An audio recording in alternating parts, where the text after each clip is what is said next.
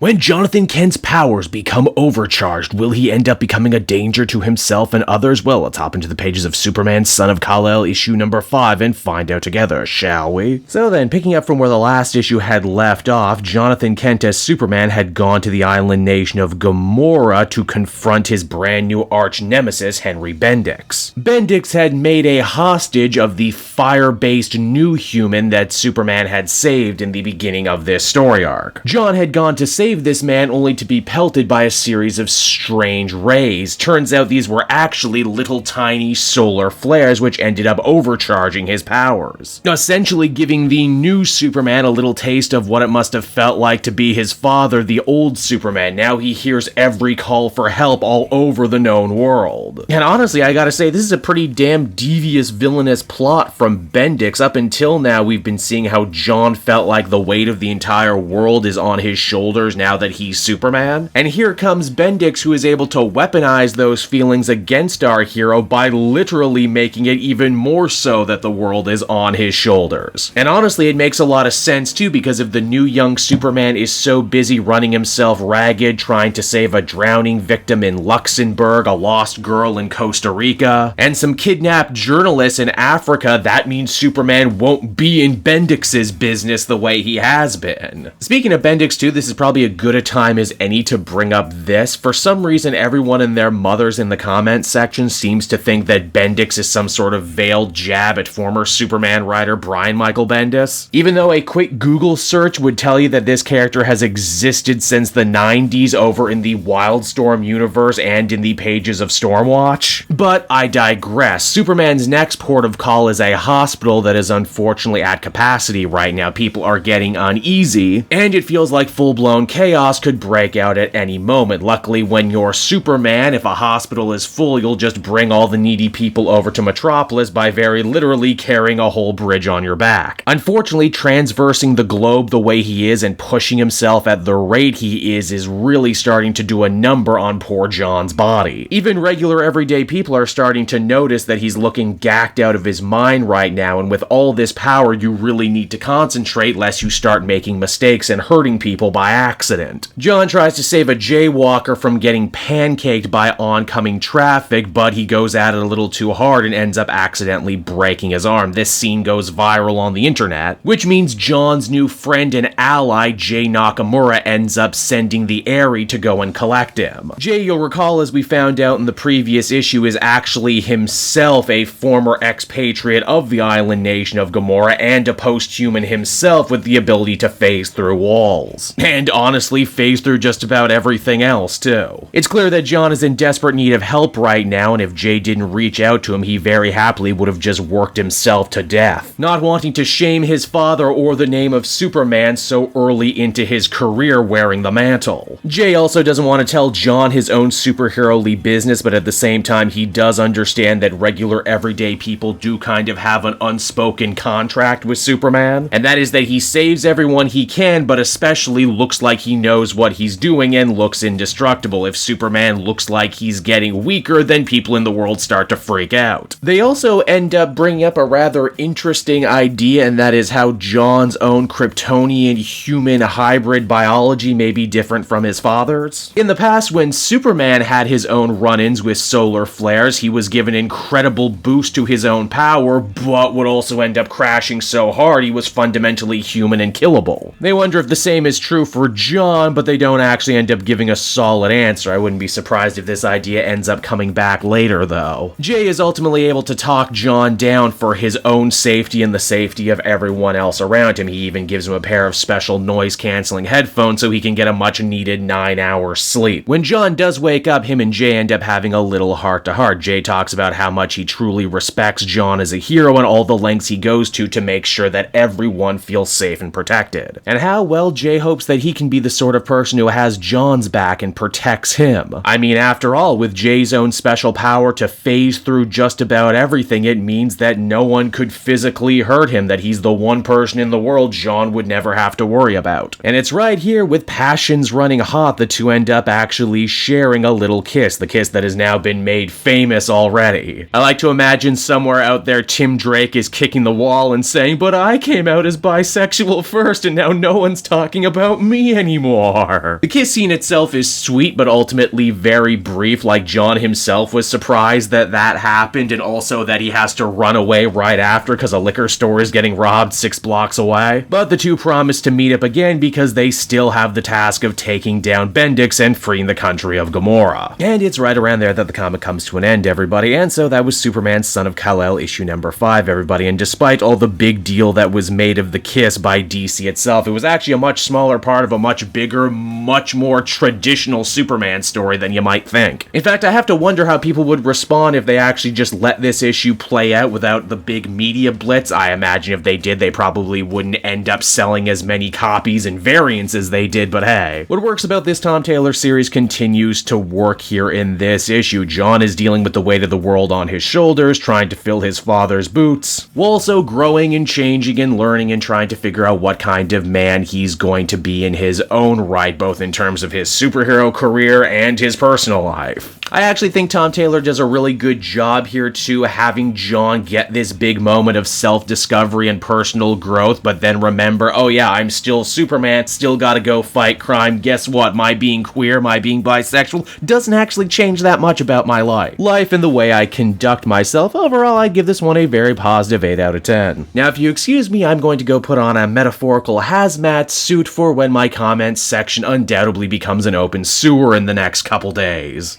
Hey there everyone, Cape Joel again, and I want to thank you so much for watching to the end of the video. As always, if you liked what you see, be sure to like, subscribe, comment. It really helps drive engagement and helps me out too. Also, if you are a patron, which you can become for as little as $1 a month, you will get exclusive content that no one else can ever see, and you'll get to see the Comic Multiverse podcast before anyone else too. You can check out all this and more down in the description. And until next time everyone, this has been Cape Joel, and I'll see you all next time. Cheers.